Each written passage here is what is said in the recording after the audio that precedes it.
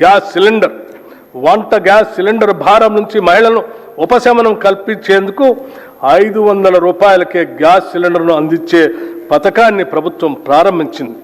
ఈ పథకం కింద రాష్ట్రంలో 42,90,000 కుటుంబాలకి లబ్ధి చేకూరింది. ఈ పథకం ద్వారా సుమారు 752 కోట్ల రూపాయలు మహిళలకు ఆదా అయింది. గృహజ్యోతి పథకం ద్వారా సుమారు 53,09,000 పేద మధ్యతరగతి కుటుంబాలకి 200 యూనిట్ల వరకు ఉచిత కరెంటు అందిస్తున్నాం. ఈ పథకం కింద ఇప్పటి వరకు 10,97,00,000 సున్నా బిల్లులు జారీ చేయబడ్డాయి.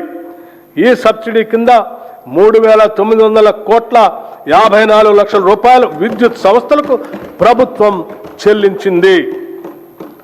చేయూత పథకానికి అర్హులైన వారికి 2 లక్షల నూతన పెన్షన్లు ఇవ్వటానికి మంజూరు చేస్తున్నాము. చేయూత పథకానికి అర్హులైన వారికి 2 లక్షల నూతన పెన్షన్లు మంజూరు చేస్తున్నాము. రాష్ట్రంలోని ఐకేపీ సంఘాల్లోని 1 కోటి మంది మహిళలను కోటీశ్వరం చేయాలనేది మా ప్రభుత్వ సంకల్పం. అందుకోసం 5 సంవత్సరాల్లో 1,00,000 కోట్ల రూపాయల మేరకు బ్యాంకు ద్వారా రుణాలను ఇప్పించే ప్రయత్నం చేస్తున్నాం. దీనిలో భాగంగా ఇప్పటికే 57,938 కోట్ల రూపాయల రుణం ఇప్పించడం జరిగింది. వడ్డీ లేని రుణాల పథకం కింద 2023 డిసెంబర్ నుండి ఈనాటి వరకు పట్టణ గ్రామీణ సెల్ఫ్ హెల్ప్ గ్రూప్స్ కి 1,329 కోట్ల వడ్డీ రాయితీని విడుదల చేయటం జరిగింది. రాష్ట్రంలో 67 లక్షల మహిళలతో ఐకేపీ బలమైన స్వయం సహాయక సంఘాల నెట్వర్క్గా ఏర్పడింది.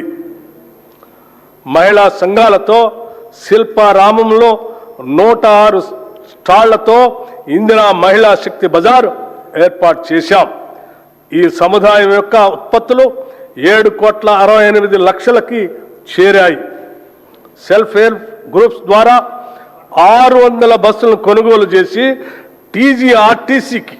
టీజీఎస్ఆర్టీసీకి అద్దెకి ఇవ్వటానికి ప్రభుత్వం నిర్ణయించి మొదటి దశలో 177,84,00,000 రూపాయలతో 494 బస్సుల్ని కొనుగోలు చేసింది.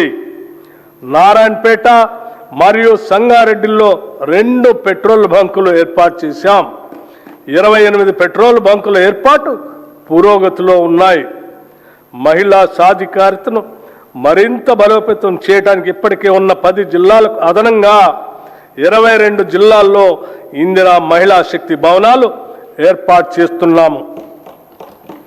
మారుమూల ప్రాంతాల్లో ఉన్న షెడ్యూల్ తెగల వారికి 12,600 కోట్ల రూపాయల బడ్జెట్తో ఇందిరా సవర గిరి జల వికాసం పథకం ద్వారా 100% సబ్సిడీతో సోలార్ పంప్ సెట్లు అందించి వారి పురోగతికి ఇదోతికంగా తోడ్పడతాం.